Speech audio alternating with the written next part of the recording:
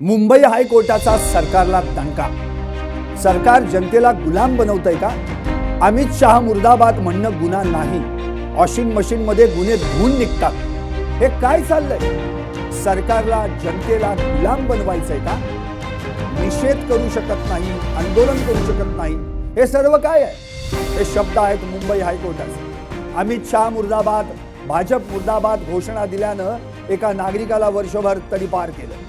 पण हायकोर्टानं तो आदेश रद्द करून पोलिसांनाच ठणकावलं. अमित शाह मुर्दाबाद म्हणणं तडीपारीचं कारण ठरू शकत नाही.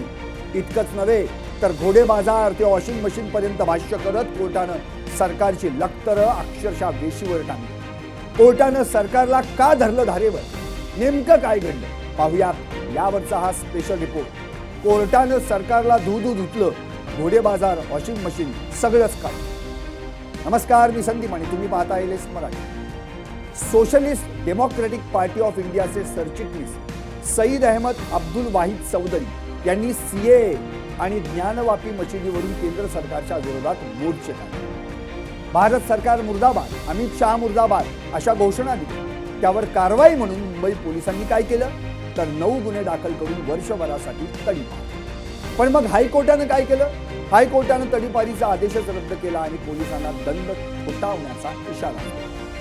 कोर्ट एवढ्यावरच थांबलं नाही तर विहानचा मृत्यू त्या वॉशिंग मशीन पर्यंत सगळं काही काढत सरकारला आरसा दाखवला. मुंबई हायकोर्टात नेमकं काय घडलं? न्यायमूर्ती माधव जामदार यांनी 3 डिसेंबर 2025 आणि 27 मार्च 2026 रोजीचे तडीपारीचे आदेश रद्द करतानाच सरकारला 3 सणसणीत दणके दिले. पहिला दणका, जनतेला गुलाम बनवताय का?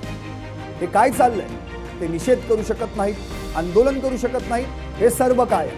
दुसरा दंडा, केवळ सरकारच्या निर्णयांना विरोध करणं हे एखाद्या नागरिकाला हद्दपार करण्याचं कारण ठरू शकत नाही.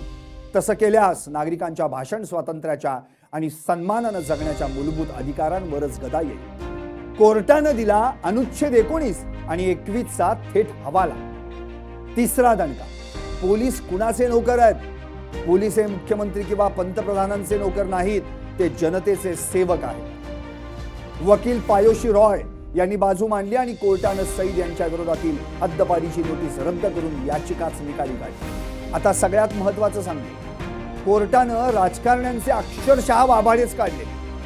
याचिकाकर्ते एका राजकीय पक्षाचे सदस्य आहेत हे समजताच न्यायमूर्ती जामदार यांनी राज्यातील खासदार आमदारांच्या पक्षांतरावर मिश्किल पण जालिम टिप्पणी केली. परवाच एका 11 वर्षांच्या मुलाचा अपघाती मृत्यू झाला आणि विधिमंडळात चर्चा काय सुरू होती तर सभापती कसे निवडले गेले आणि ते कसे एका पक्षातून दुसऱ्या पक्षात गेले. तुम्ही पण पक्षांतर करायला हवं. तुमच्यावरती काही गुन्हे आहेत आणि ते रद्द करायचे असतील तर तुम्ही पक्षांतर करा. तिथे एक वॉशिंग मशीन आहे. अरे, कोर्टानं काय धुतलं राव, लय बेकार. याचा अर्थ तरी काय काढायचा? स्कूल बसवर झाड कोसळून नुकताच 11 वर्षांच्या विहानचा मृत्यू झाला. त्याच्या मृत्यूविषयी चर्चा करायची सोडून 2 जुलैला विधानसभेत चर्चा कशावर तर घोडे बाजारावर. कोर्टाने एका अर्थी मान्य केलं की सत्ताधारी पक्षात गेलात ED, CBI, इन्कम टॅक्सचे गुन्हे धुवून निघतात. गेल्या 2-2.5 वर्षात 40हून आमदार, 6 खासदारांनी पक्ष बदलले. किती जण स्वच्छ झाले? कोर्टानं विचारलं, हे काय चाललंय? आज का तुमचा घोडे बाजार?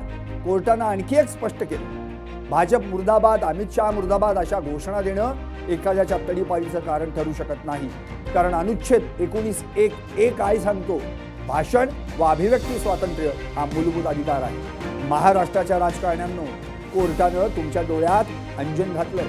विहान परत येणार नाही, पण दुसरा विहान जाऊ नये म्हणून घोडे बाजार आणि वॉशिंग मशीन बंद करा. तुम्हाला काय वाटतं? भाव व्यक्त आणि पाहत रहा LS मराठी.